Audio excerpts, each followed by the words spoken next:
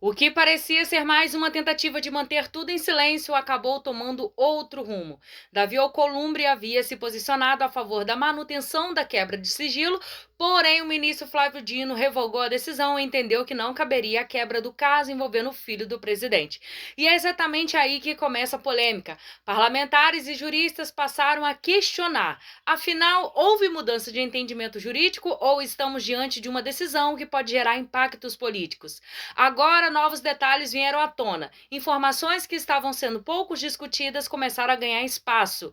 E você aí vai entender o que realmente está por trás dessa disputa. O jurista André Marcília analisou o caso e trouxe um ponto técnico que muda completamente a interpretação dos fatos. E nós vamos mostrar aqui. E tem mais. Parte da imprensa tratou o episódio de uma forma que levantou críticas de quem acompanha o caso de perto. Será que houve exagero, narrativa ou apenas versões diferentes da mesma história?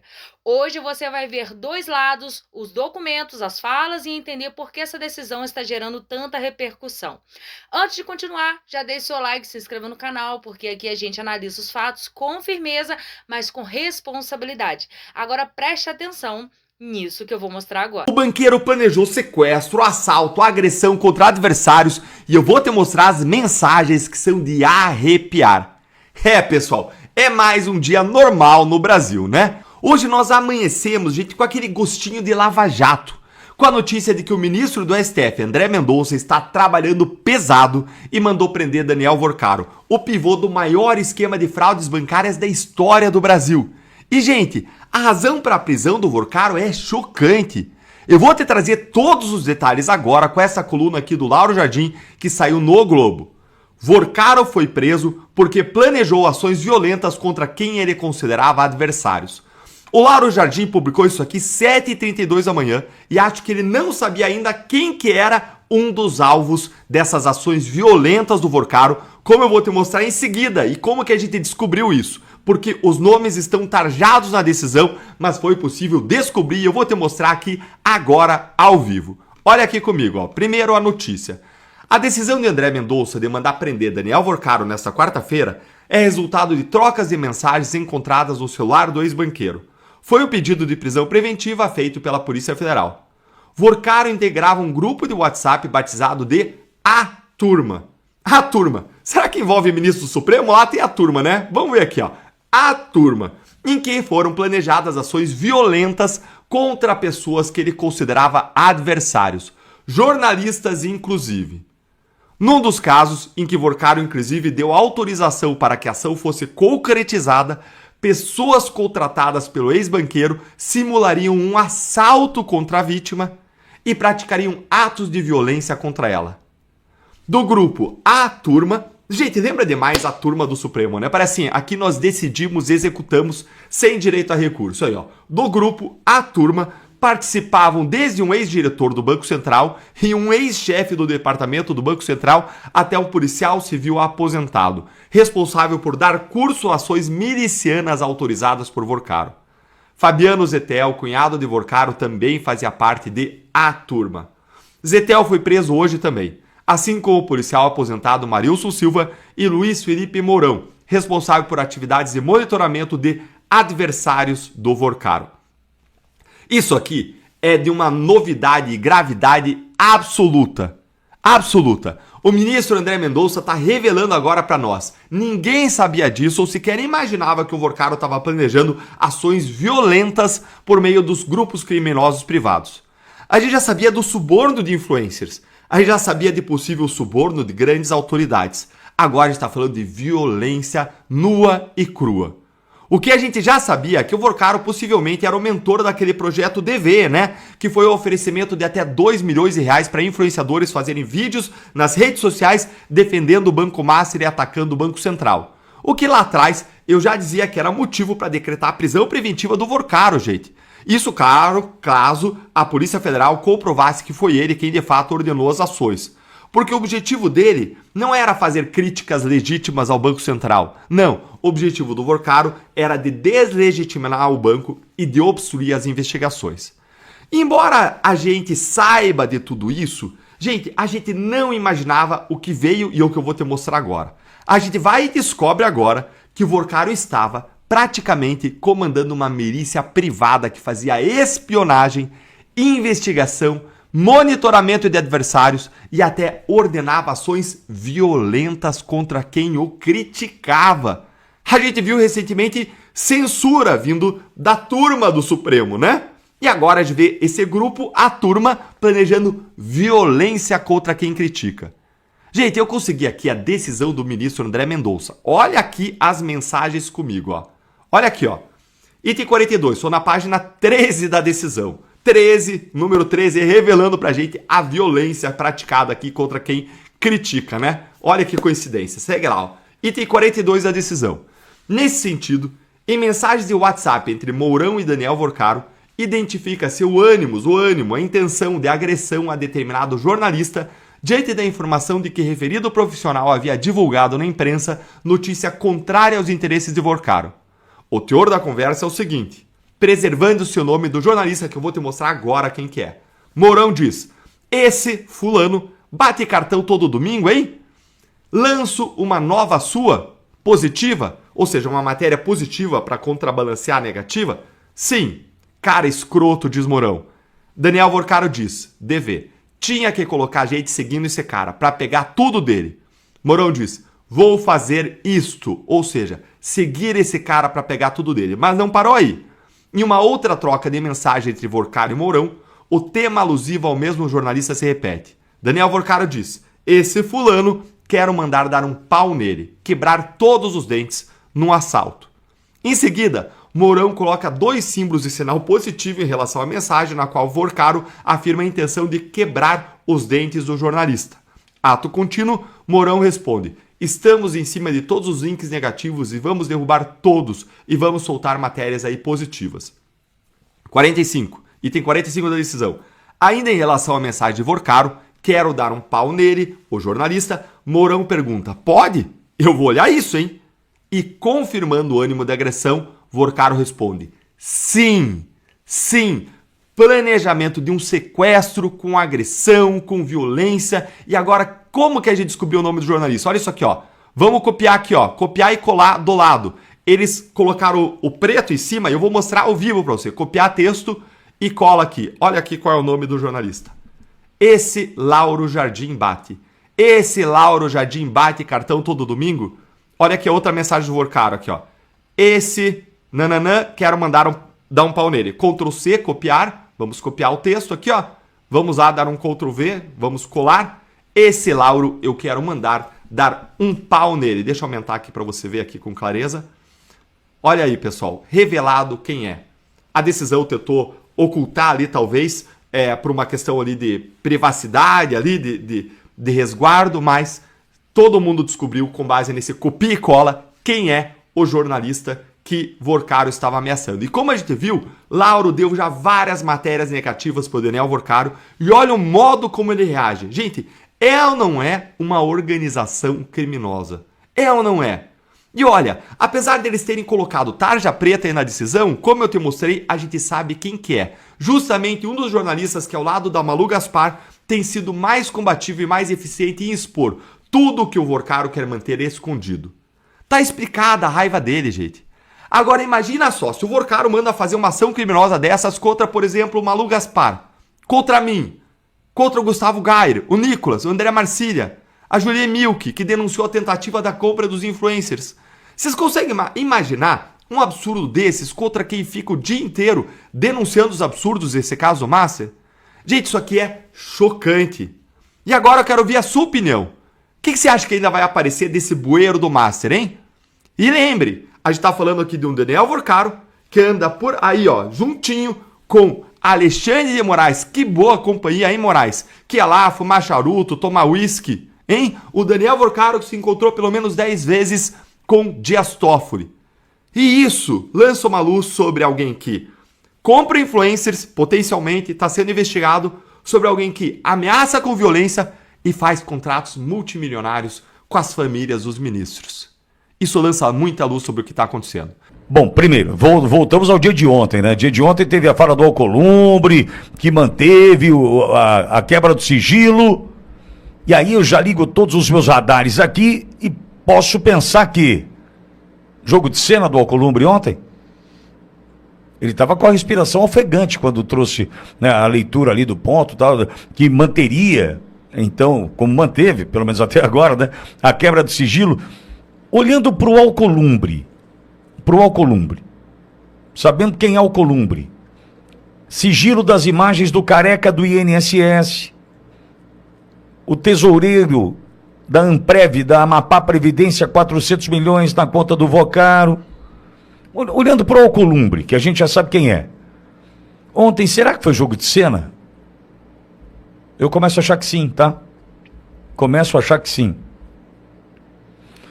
Por quê? Porque não consigo acreditar no Alcolumbre. Quando eu vi a notícia, até a CNN se confundiu feio ontem. Cometeu uma gafe. Faz parte, ao vivo é ao vivo. Não estou aqui para condenar, né? Mas foi ao vivo.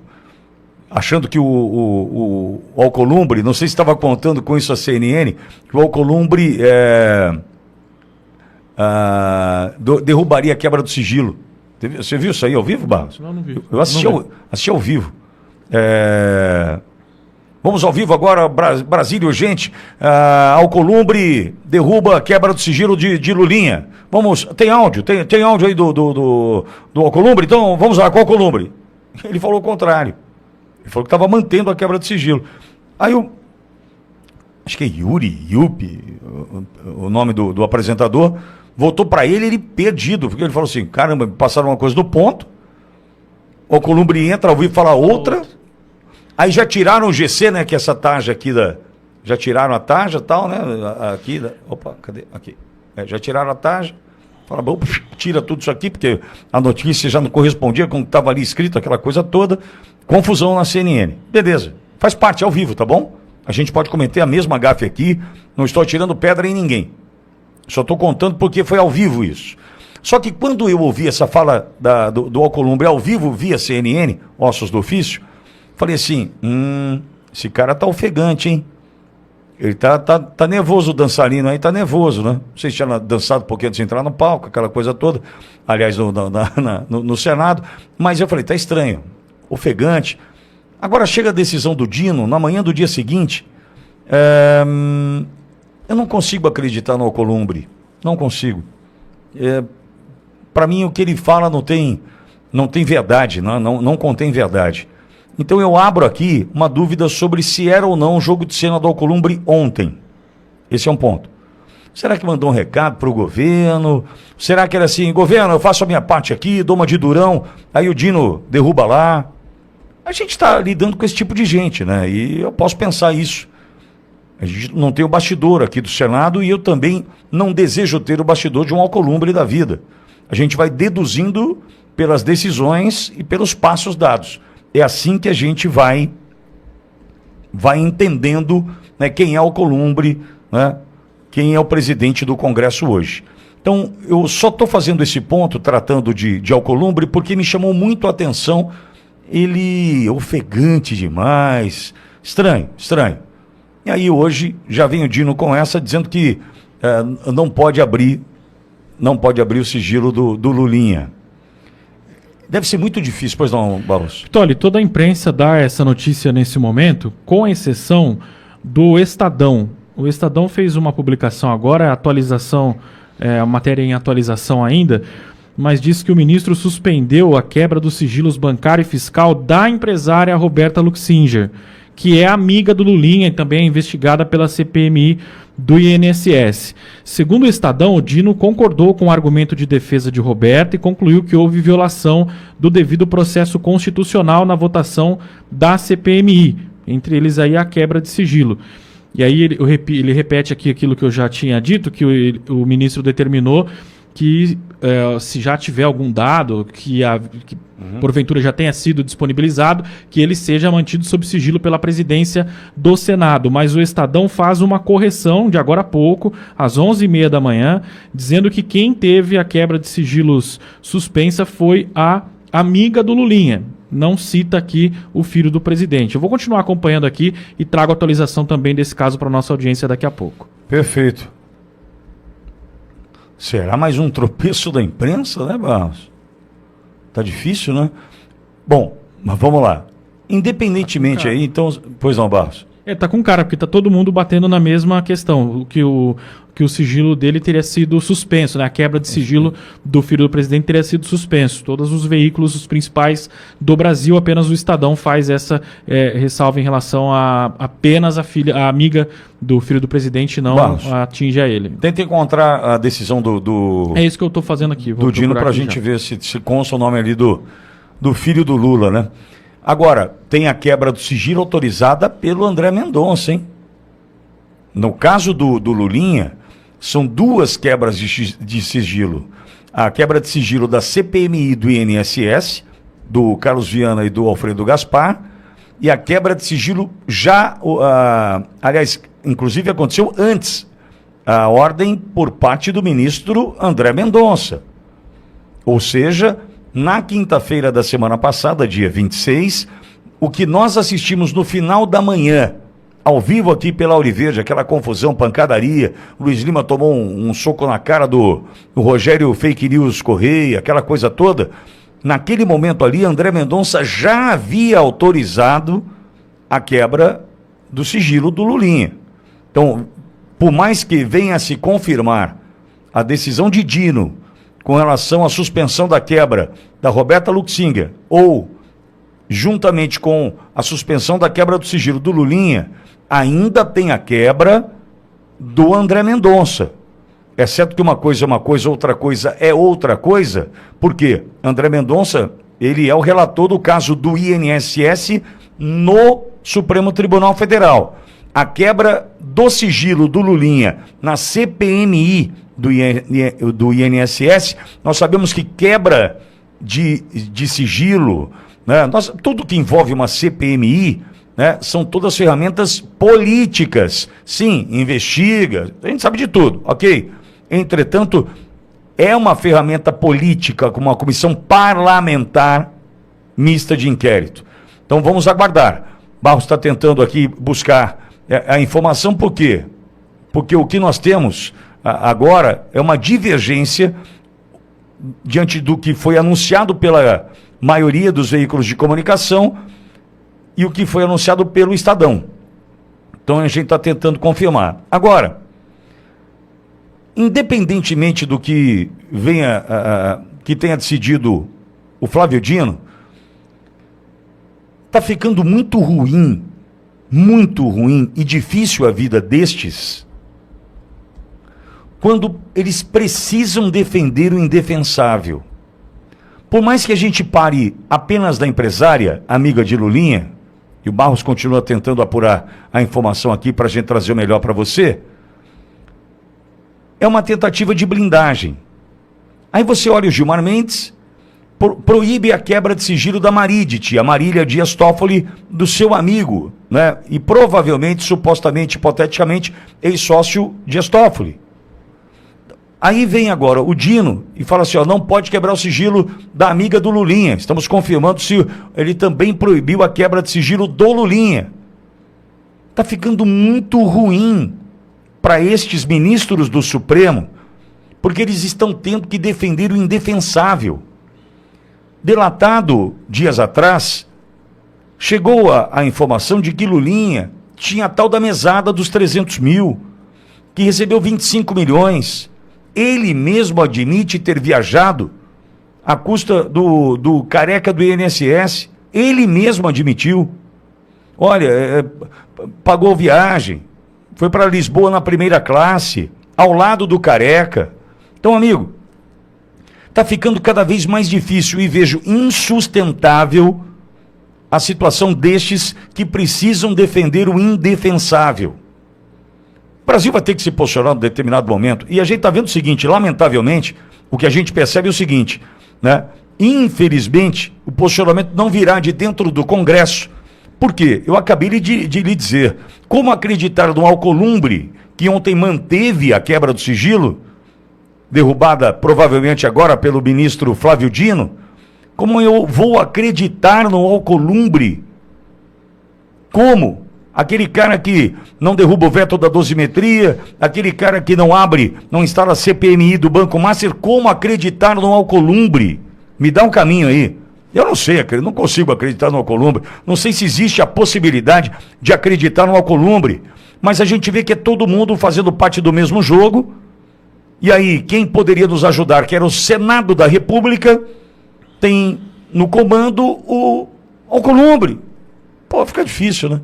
Achou alguma coisa aí, Barroso? Bom, Tólio, o que a imprensa cita agora é que a decisão do Flávio Dino, ela foi tomada aí por conta de ter sido provocada pela amiga do Lulinha, a Roberta Luxinger, e atende apenas a ela, tá? A quebra dos sigilos da empresária, que é amiga do Lulinha, que é o filho do presidente Lula. Então vamos esperar agora. Esse sigilo é apenas a amiga do Lulinha. Há uma correção nesse sentido, então, Barroso? Há uma correção nesse sentido.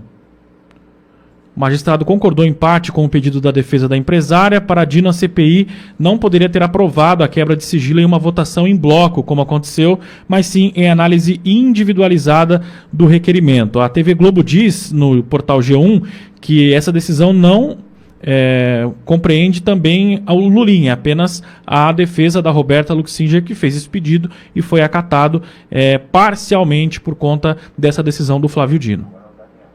Que coisa louca, hein? A imprensa... A gente está vivendo tempos difíceis, sombrios da imprensa também, né? O G1 diz o seguinte: a decisão atende parcialmente a um pedido de medida liminar da defesa que alegou constrangimento ilegal.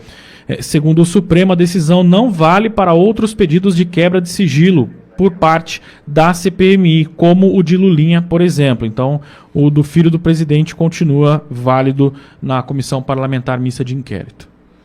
Que louco! A cortina de fumaça que foi a prisão do Vorcaro, o Dino deu uma decisão, acaba de dar uma decisão nesse momento, suspendendo a quebra de sigilo do Lulinha determinada pela CPMI do INSS.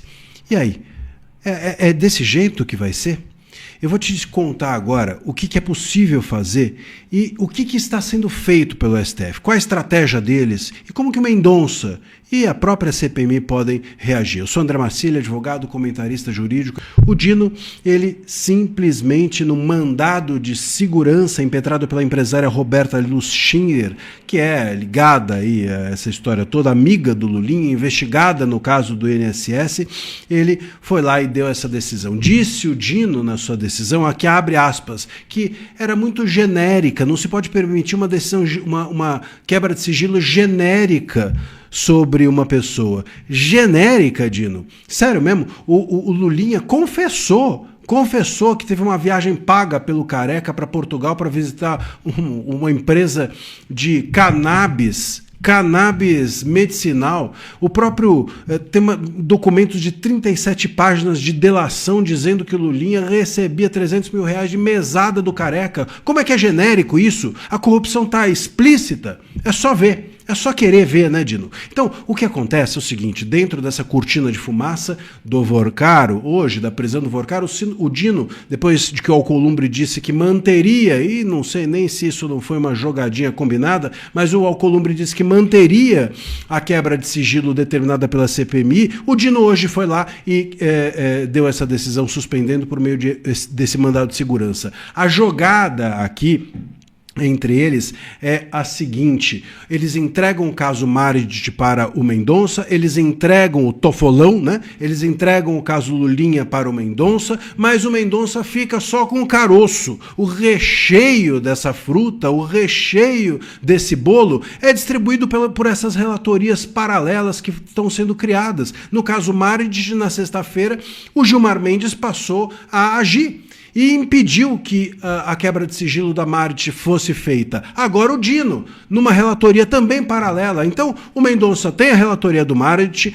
o Mendonça tem a relatoria do caso Lulinha, mas vão se criando relatorias paralelas com a turminha deles, que é o Gilmar, que é o Dino, e assim por diante, desidratando a relatoria original do Mendonça. Entregam para o Mendonça a casca, mas o recheio mesmo, né, o brinquedo de dentro do Kinder Ovo fica com o Dino, fica com o Gilmar, fica com essas relatorias paralelas. Essa é a estratégia deles. E aí, meus caros, é preciso reagir.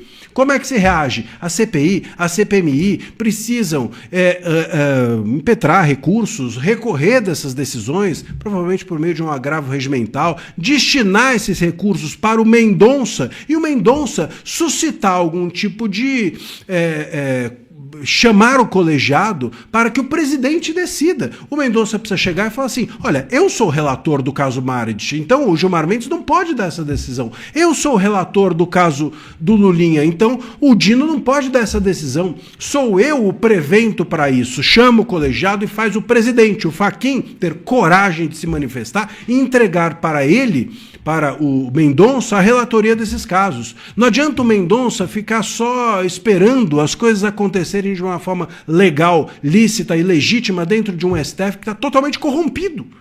Mas é óbvio, não é? Mas é óbvio. Então precisa o Mendonça chamar o colegiado, suscitar conflito de competência para a presidência, para o Fachin, se manifestar de quem é esse caso. Se o caso Maright é meu Mendonça, se o caso Lulinha é meu Mendonça, o Dino, a decisão dele é ilegítima, a decisão do Gilmar de sexta-feira é ilegítima, e anulam-se essas decisões. É isso que precisa ser feito. A CPI e a CPMI precisam recorrer buscando isso, recorrer ao Mendonça, não ao Gilmar, não ao Dino, recorrer ao Mendonça, buscando que o Mendonça puxe para ele a relatoria desses casos. Nós estamos diante de um joguinho ali que me parece esquisito dentro do STF. Entregaram só o caroço para o Mendonça e aí vão criando essas relatorias paralelas dentro do STF. Uma pergunta que as pessoas me fazem: mas essa decisão atinge a quebra de sigilo que o próprio Mendonça tinha deferido? Não atinge, mas claro que você passa a ter a CPMI agora tendo de pedir acesso ao Mendonça para ter acesso a documentos. Então cria-se uma burocracia imensa que provavelmente vai fazer com que dentro do STF essa quebra de sigilo do Lulinha se torne invisível. Dentro do STF haja ali sempre aquelas reuniões secretas para decidir, coar, filtrar aquilo que vai ou não ser compartilhado com a CPMI, com a imprensa, com todos nós. Lamentavelmente, o que me parece é que o André Mendonça está sendo usado pelos colegas, ele precisa entender isso e passar a usar, a ser protagonista desses atos e não coadjuvante como querem que ele seja. Pois é, mas no fim das contas o que vimos foi um embate direto entre decisão política e interpretações jurídicas. De um lado, a oposição que defendia a manutenção da quebra de sigilo e do outro, a decisão do ministro Flávio Dino revogando essa medida e colocando um freio no processo. O resultado? Questionamentos, reações no Senado e um debate que vai muito além de um nome ou de um partido. Estamos falando de transparência, de limites institucionais e do impacto que decisões judiciais têm no cenário político. A análise do jurista trouxe argumento técnico importante. A imprensa apresentou sua versão, parlamentares reagiram e agora cabe à sociedade acompanhar, cobrar com clareza e tirar suas próprias conclusões. Porque no final o que está em jogo não é apenas um caso específico, é a confiança nas instituições e na forma como decisões são tomadas. Se você quer continuar acompanhando análises firmes, diretas e baseadas nos fatos, já se inscreve aqui no canal e ativa as notificações. A discussão não termina aqui, ela está só no começo.